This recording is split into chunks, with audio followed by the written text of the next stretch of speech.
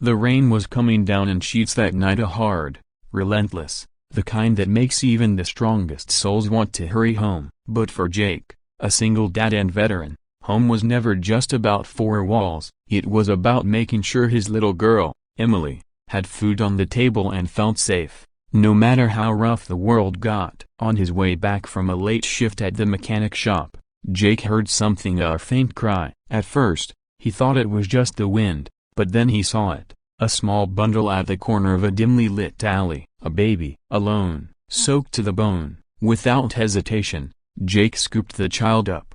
His jacket quickly wrapped around her tiny body. The baby looked fragile, too fragile, but her eyes a broken bar. Her eyes seemed to hold a kind of awareness he couldn't explain, almost like she understood everything happening around her. Jake didn't have much. In fact, most nights, he was just scraping by, but he carried her home, set her by the fire, and made her warm milk the way he used to for Emily when she was younger. Emily, wide-eyed, whispered, "Daddy, she's special. She looks like she knows things."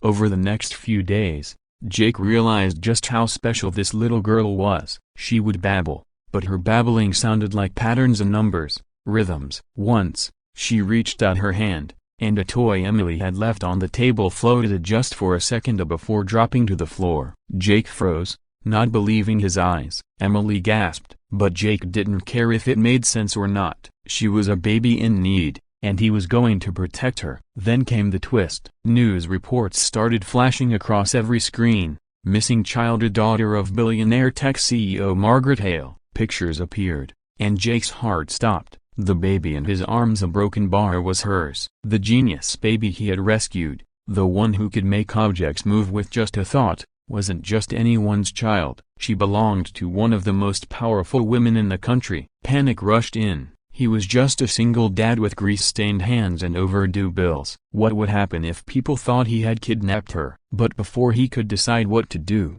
there was a knock at the door. Not the gentle kind, the heavy, urgent kind. Jake opened it to find Margaret Hale herself, flanked by security. Her eyes weren't cold, though. They were red, tired, and filled with fear. She looked less like a billionaire and more like a mother who had been holding her breath since her baby disappeared. Jake stepped aside. "She's safe," he said simply, handing the child back. The room fell silent as the baby reached out first to her mother, then back toward Jake, as if torn between two worlds. Margaret caught the look, and for the first time, someone like her, someone who had everything, saw someone like Jake, not as a stranger, not as a mechanic, but as a man who had risked everything to care for a child who wasn't his. Tears filled her eyes. "You saved my daughter," she whispered. "But you also gave her something I couldn't love without expecting anything back." Jake didn't know what to say. He wasn't looking for thanks. He wasn't looking for reward. He had just done what any decent father would do. But Margaret wasn't about to forget. Weeks later,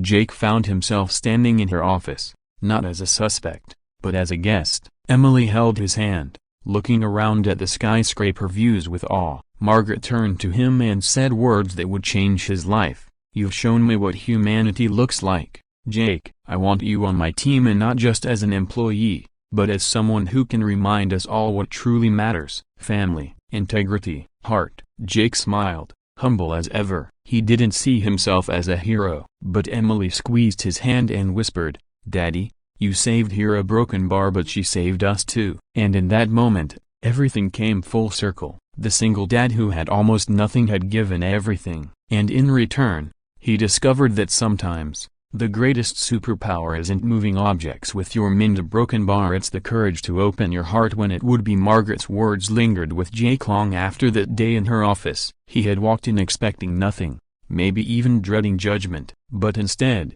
he had walked out with something he hadn't felt in years: a hope. Life slowly began to change. Margaret insisted on helping Emily's schooling, making sure she had opportunities Jake never thought possible, but she also respected Jake's pride. "You saved my child," she told him, "so don't think of this as charity. Think of it as me paying forward what you've already given." The genius baby, little Ava, never forgot either. Every time Margaret brought her over for visits, she would giggle the moment she saw Jake, as if remembering the warmth of his jacket on that rainy night. Emily would sit with her on the floor, the two girls laughing as toys seemed to float and roll in ways only Ava could make happen. One evening, as the city lights twinkled outside, Margaret admitted something to Jake. "I thought being CEO meant I was powerful, but I couldn't save my own daughter when she needed me most." "You, a single dad with nothing but a big heart, you were the real protector." Jake shook his head. "I just did what anyone should have done." But Margaret smiled knowingly. "That's where you're wrong.